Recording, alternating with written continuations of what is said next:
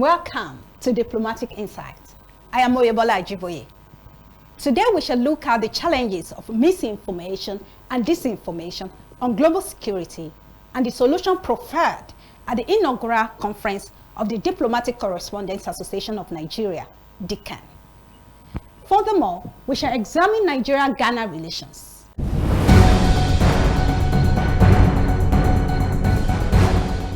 In a bid to combat global security challenges in the era of misinformation, disinformation, misperception, and misconception, Diplomatic Correspondence Association of Nigeria, DICAN, called for a synergy among the diplomatic communities, security stakeholders, and media in shaping national and global security.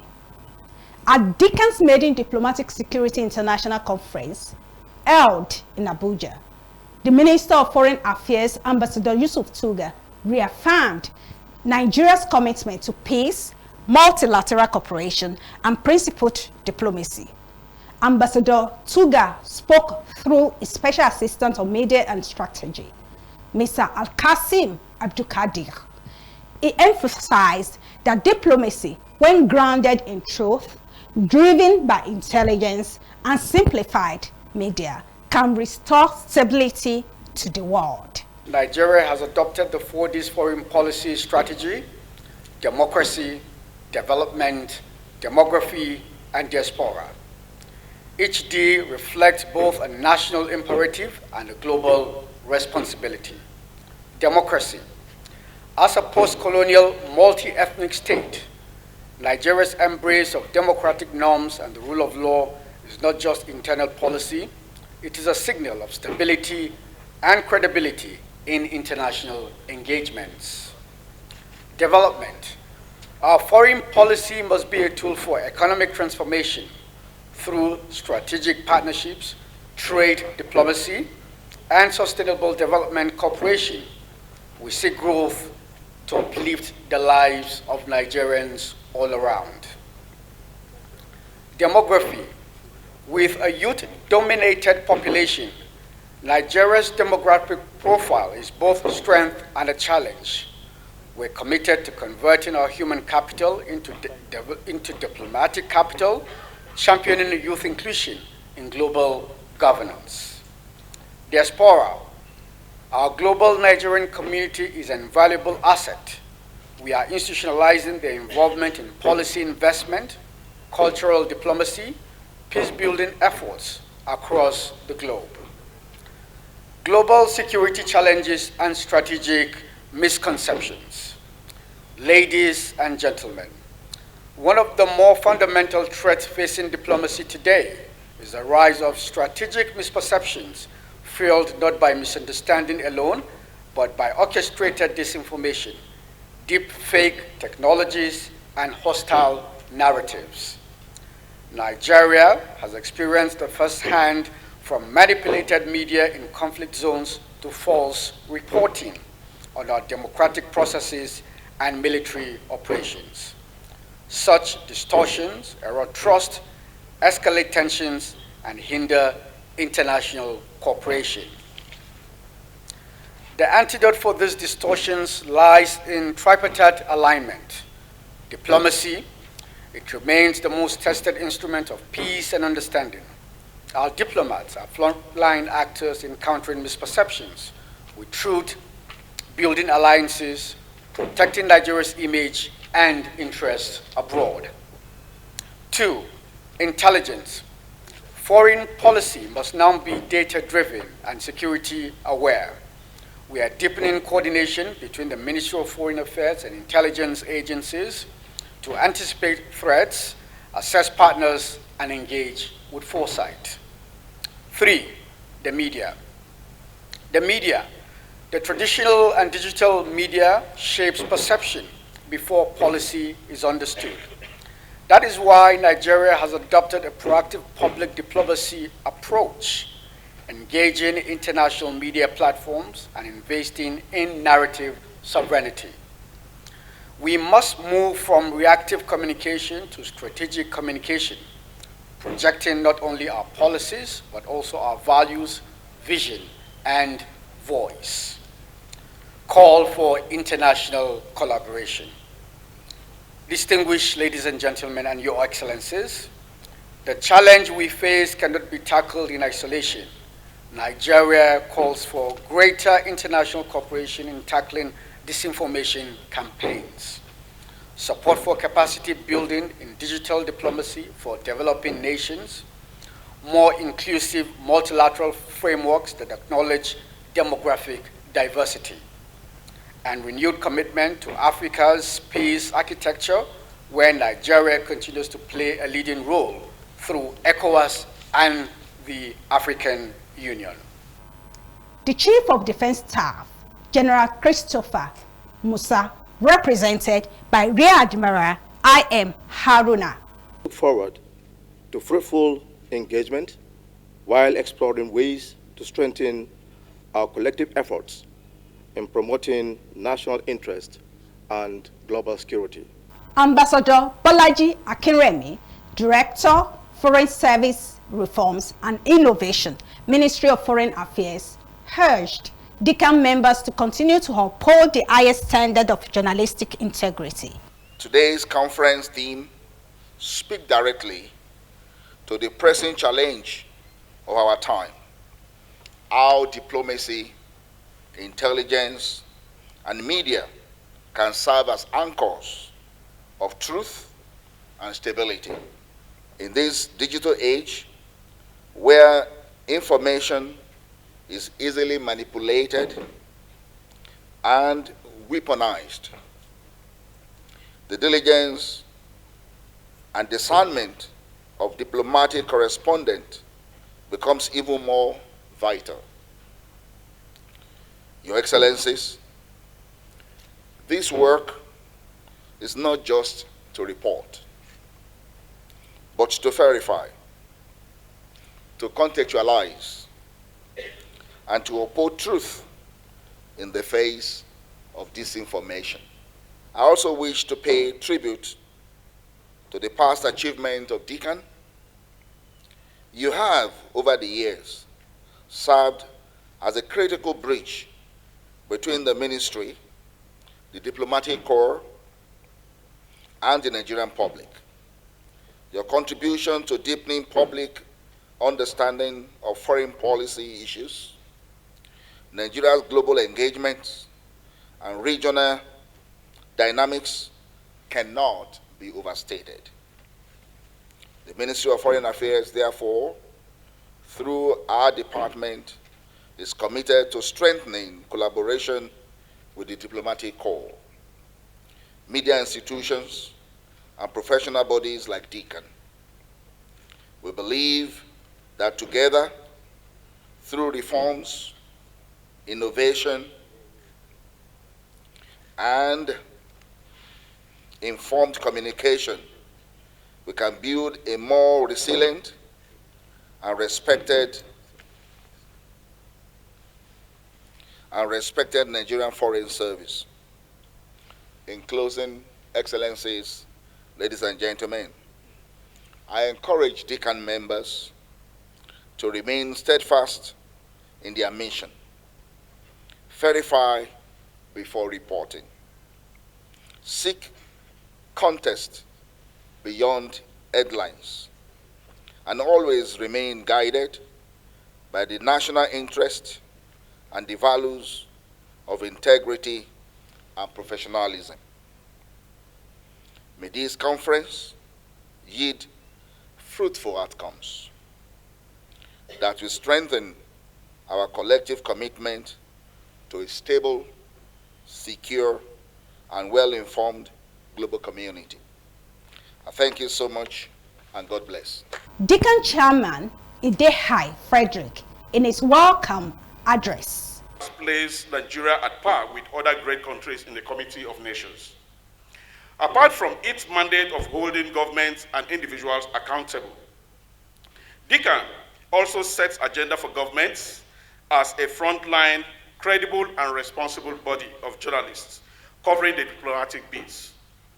Your Excellencies, as part of this conference, selected personalities and entities will be recognized and awarded for their excellence outstanding contribution towards ensuring global peace, security, and stability.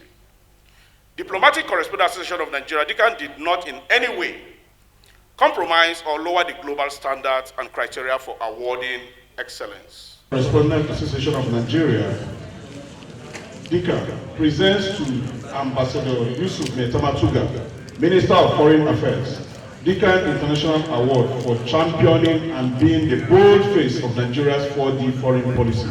We hereby present it on July 23rd, 2025, to His Excellency.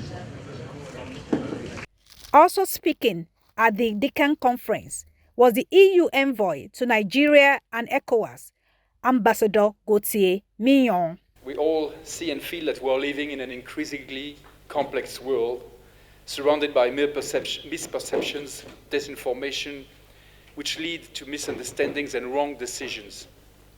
And in the darkness, we need compasses, we need lighthouses, and this is what media and what diplomacy must be. In such times, it is even more important to explain with clarity and in simple terms what your diplomacy is about. It is important both for your own citizens and for your partners internationally. And this is what, in my view, Nigeria has managed to encapsulate very elegantly with its 4D diplomacy, a mix of assets and challenges, with democracy as a core value, development as a goal, demography as both a potential dividend and a short-term challenge and burden on public services, and diaspora as a great potential for Nigeria's global influence, as was reminded in the Honorable Minister's speech a minute ago. Now, what about European Union diplomacy? How could we sum it up? Let me try to do this in a few sentences. I would say it's about promoting the model that has made of European integration what is, with all its shortcomings, a tremendous success.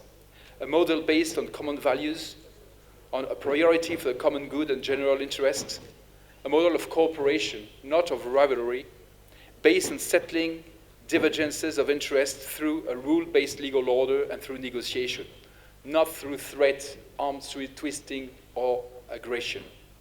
A model based on equality and respect for all states, while acknowledging that they have different capacities and size. And finally, a model aiming at shared prosperity and sustainable development for all.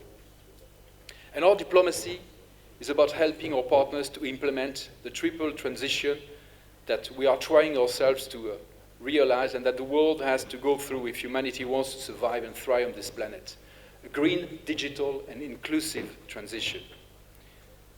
Green, to change our model of production, consumption, and exchange to make them compatible with what nature can absorb. Digital, to make sure that the tech and the AI revolutions are at the service of all human beings and not just a few owners of big tech companies. And inclusive, to share our global prosperity and not let it be confiscated by some happy few. And an important element of this inclusivity is gender equality, and I feel particularly compelled to stress it from its mainly male tribune. Of course, we all have to adapt to a fast-changing world. And for the European Union, these main adaptation challenges are about the need to enhance our competitiveness and innovation capacity, to reinforce our strategic autonomy, while coping with budgetary constraints and an aging demography. Ladies and gentlemen, in these challenging times, we need to team up between all nations who believe in this model based on collectivity and cooperation.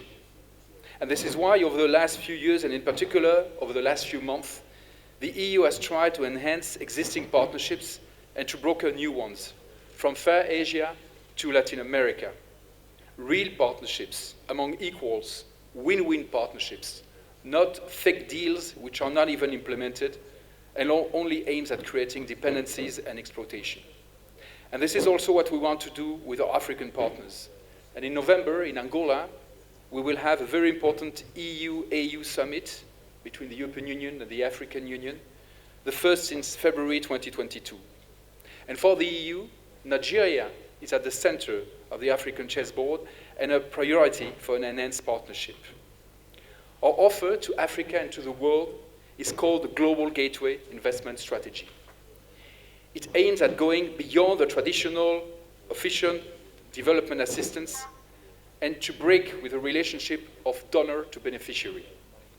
It's about articulating with our member states and our development banks, the European Investment Bank, the European Bank for Reconstruction and Development, within what we call Team Europe. It's about combining different financial instruments and partnering with the private sector to leverage, facilitate, and accelerate investments. Because we know that if we want to reach the Sustainable Development Goals, official development assistance will be very insufficient and needs to be complemented by a lot of private resources. And more than anything, the Global Gateway is about offering sustainable development and respect for sovereignty of the partner countries, avoiding to fall into a debt trap with an excessive level of costly borrowing. The Global Gateway strategy is being rolled out in Nigeria in sectors like the digital economy, renewable energy, transport, climate-smart agriculture, and health. It is still very much in the making, but projects like OMI-ECO, the future electric maritime transportation system of Lagos, or the 90,000 kilometers of optic fiber that we want to help to roll out in Nigeria, illustrate that it is already a reality. And of course, we don't abandon our traditional support to rule of law and democracy, which Nigeria is also promoting in West Africa through the Regional Partnership for Democracy, our support to human rights and gender equality, or support to education. And actually, they are also part of the Global Gateway strategy. In a nutshell, in this fast-evolving world, the EU wants to be, for Nigeria and Africa, a reliable partner, one you know you can count upon, one that keeps its commitments and stays its course. Because as neighbors, with so many historical and human links, our destinies are intertwined. And this is what makes our partnership so special.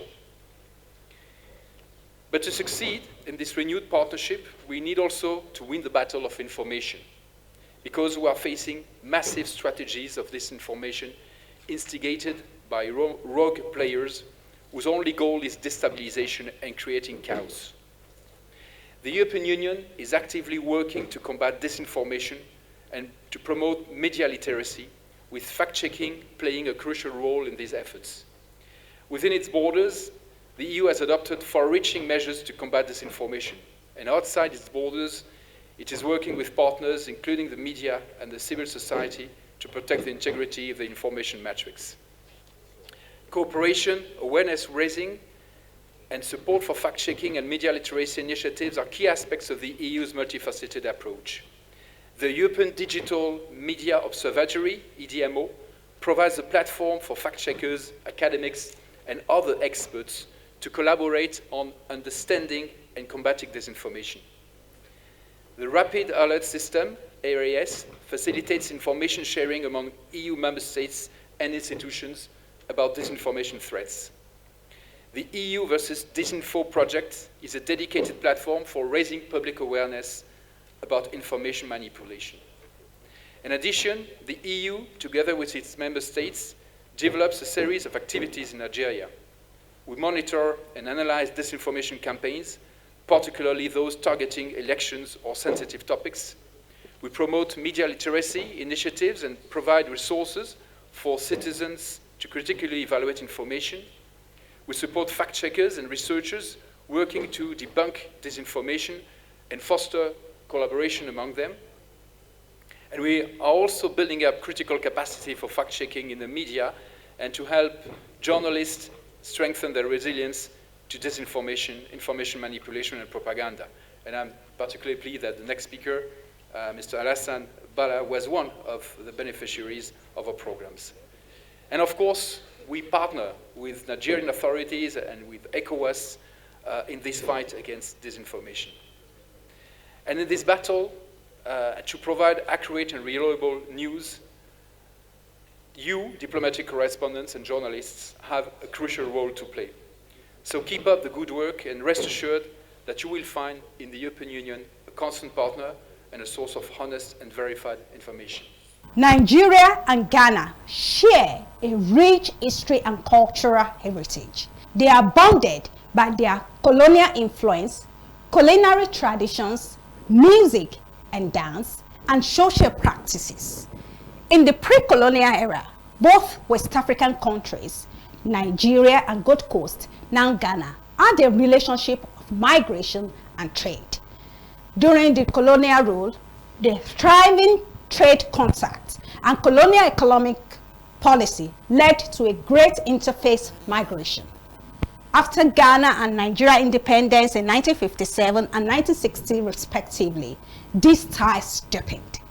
The ties between both countries have become a siblinghood, and like most siblings, there are tensions, misunderstandings, and fights.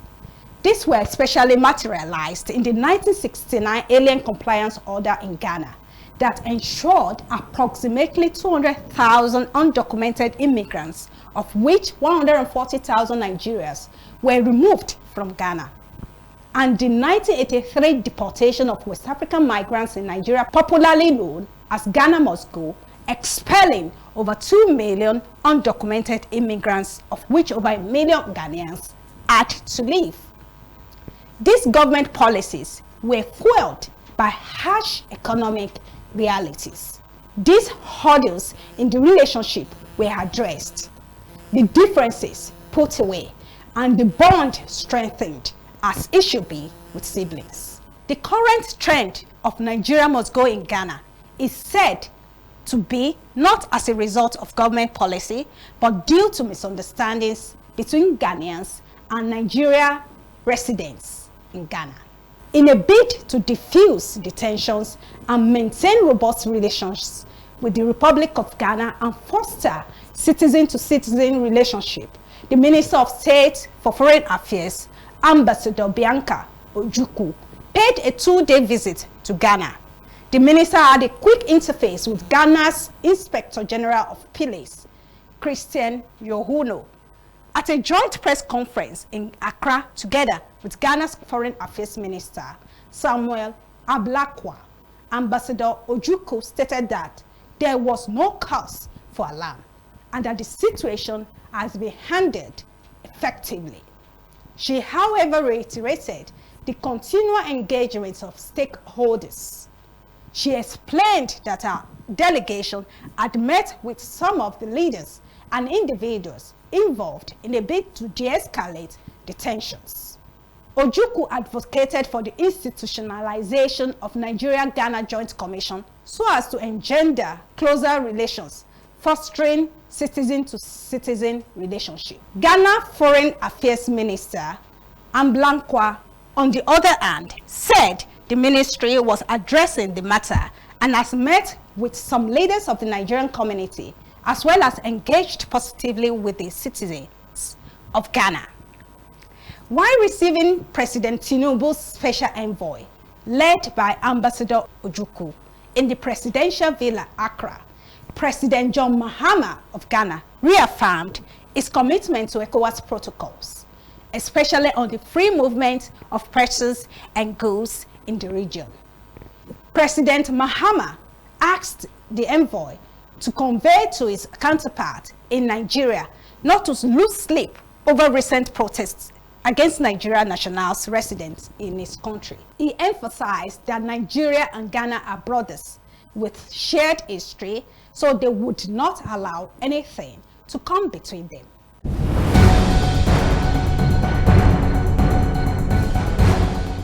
Our relationship transcends several generations, and we share several socio-cultural similarities and are fought on the same side for the emancipation of Africa. What binds us together is stronger and bigger than what divides us. This generation of Nigerians and Ghanaians must learn that the more, the merrier. Let us find a way to manage our diversity. That's all for today on Diplomatic Insights. Thank you for watching and see you next week for another interesting episode. Stay informed.